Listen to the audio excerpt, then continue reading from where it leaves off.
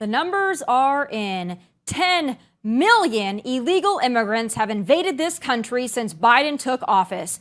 To put that in perspective for you, the population of New York City is less than 8.5 million. So yes, an entire New York City plus 1.5 million have been ushered in to tap dance on our national sovereignty and bleed us dry. The left will tell you these millions of people are frail women and children seeking asylum, but that's bullcrap. If even a tenth of these people are military-age males, well, that's already more than the entire U.S. active duty military. So there's that.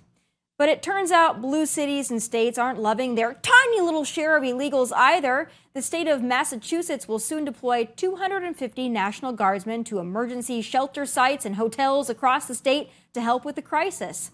Important to note that Massachusetts only has about 6,000 illegals in their care at this point, a drop inside a drop inside a drop in the bucket.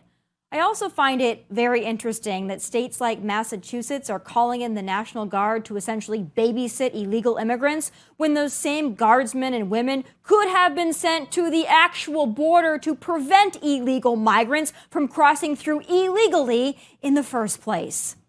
Every move these migrants make costs us money. Money that doesn't come easy in Biden's America, and money that would be better spent improving our own nation for the people in it who pay into it, who came into it the right way. Families and survivors of those who burned alive in Maui got $700. That's a 2-night hotel stay for these illegal immigrants in New York City, maybe less. But it's not the elites who will absorb this burden. It'll be already underserved communities and school systems that will get the brunt of this. So work harder, Americans. You've got an entire world to support. You think inner city education is lacking now? Well, wait till millions of illegal immigrants who don't speak English pack into the classrooms. This is a Democrat and Republican-made disaster. Democrats want the votes, and Republicans with corporate interests want the cheap labor. But I can't blame these migrants for coming in, for striking while the iron is hot. Hell, I probably would too. But this has to stop. This is a sinking ship, and we're all on it. PSA, America is full. From viral lunacy on to more viral lunacy. This video from a 29-year-old husbandless, childless influencer has gone viral on social media and has drawn the ire of prominent male blue-check social media users such as Matt Walsh. Is this woman a girl boss or a cautionary tale of feminism gone awry? Here's what your Saturday morning looks like when you're single at 29 and you don't have a kid running around the house. I didn't rise from my bed until 10:15. Every time I thought, I should probably get up and do something. I thought, why? Nobody's making me. I'm not missing out on anything. I went to Beyonce last night and I didn't get home until 1 a.m. and I danced and drank my little heart out, and I didn't pay a babysitter to watch my kids as I did that. And I was just scrolling on my phone and I saw a picture of shakshuka and I thought, you know what sounds really good? Maybe I'm gonna learn how to make shakshuka today, because I have no plans and I don't have kids and I don't have a husband and I don't have errands to run. I say all this to say, whenever I'm hard on myself about why I'm not married and I don't have kids and I should be further along at 29, almost 30, I wouldn't want to do anything else this Saturday. And I know that you can do all these things when you have kids and you're married, and I understand, but the effortlessness and ease of my life, just kind of focusing on myself and the shakshuka I want to make or the Beyonce concert I want to go to, really pays off when I'm hard on myself for not being where society tells me I should be in life. All right, so I, for one, don't think there's anything wrong with being unmarried and childless. That's a personal choice, whatever. It's the bragging about it on TikTok that's giving desperate and maybe a little pathetic to me. But here with her take as host of OutKick the Morning, Charlie Arnold. Charlie, it's great to see you. Good to see you too. And I actually totally agree with your take. I don't think it has anything to do with the fact that she's living life. You know, she wants to make some shakshuka on a Sunday morning, although I'm sure she totally regrets this new recipe that she's, going out on a limb to try and learn how to make, because I think she's forever going to be haunted when she takes a bite of shakshuka, knowing how much shame she has gotten from the internet. But yeah, I think it's more just about the way that she presented the argument about, I'm better off in this situation versus if I were to have kids and a husband and a family, because I'm sure that there are a lot of people in that situation who think that they have the better situation in life. And you know what? Just from someone who does not have yet a husband and kids and wishes they had a husband and kids, I can't say I agree with her much. You can borrow mine for a while. I have no kids, but I have a husband. But anyway, I want to play devil's advocate here because I agree with you, right? So I think bragging about being childless and all this, it's giving like annoying feminist to me a little bit. But I do want to play devil's advocate a little bit and get your take on it, because I can't help but think if this were a 29-year-old man bragging about not having a wife and not having kids and going to play golf all day, I don't think we would bat an eyelash at it. I think it would just be looked at as normal. And I quite frankly don't think that a lot of 29-year-old men should be married and have kids, because I don't think they mature until at least age 31. But what do you think? Do you think that there's an unfair double standard being applied to this young lady? Yeah, I think that there is a little bit. I mean, I think the fact of the matter is, and I know that the age,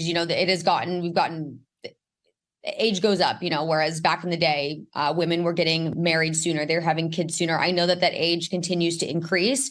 And I have a feeling that we haven't even seen that stop at this point.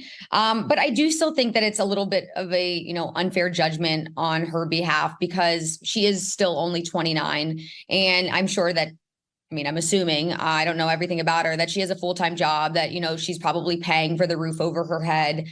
She's not just some complete degenerate who's like selling her body on OnlyFans, like camping out on friends' couches, like from weekend to weekend. Like she seems like, a pretty average, normal girl who's just like looking to have a little bit of fun over the weekend. So yeah, I think that the shaming probably went a little bit too far. And I think probably assuming that she represents everything wrong with the left, maybe going a little bit too far. But I can still see the argument because she was so strong-headed about, I don't have kids, I don't have a husband, and this is my life, and this is why it's so great.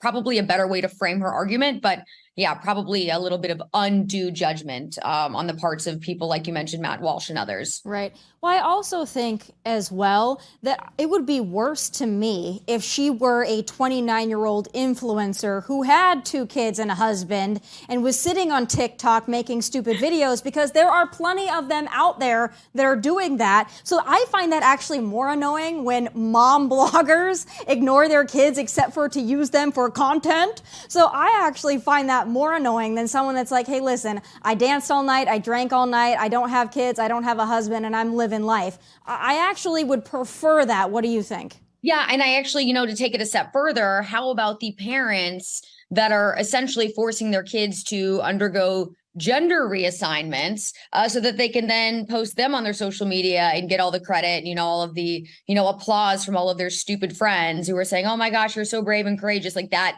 sickens me to the utmost end.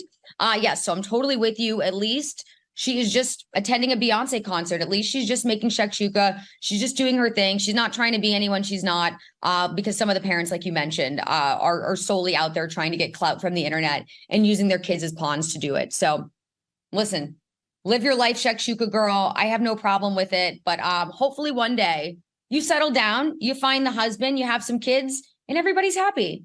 There we go. Well, Charlie, I'm very excited for you. You've been a part of our OutKick family for several months at this point, but finally the opportunity for your morning show. So tell me what you've got coming up this week. Yeah, so the show launches tomorrow, which is September 7th, Thursday. And already we've got like a really fun show planned for everybody. It starts at 8 a.m. East Coast time. So bright and early, everyone, we're getting your day started.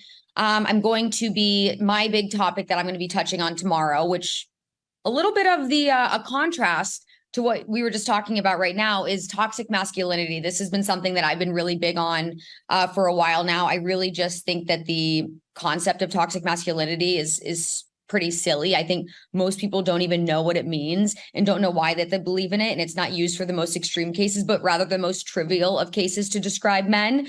So delving into that concept, I actually, Tomi, I don't know why I didn't learn my lesson last time, but I went back to Washington Square Park and I talked to people in the park about toxic masculinity. So I got their thoughts. And then finally, Dana White, UFC president, going to be coming on the show to help me also delve into this same topic and just talk about a whole bunch of different other things. As you know, he's one of the most outspoken men in the sports industry and the most anti-woke person you probably are ever going to meet, at least publicly. So, well, other than yourself and a few others that I know. But yes, he's great. So he'll be on the show as well. So it'll be a fun one. Well, it sounds like a great lineup for day one. Congratulations to you, and everyone will watch you tomorrow at 8 a.m. Eastern, of course, on OutKick.com and all the social media. Charlie, good to see you as always, and keep holding down the fort in liberal New York City.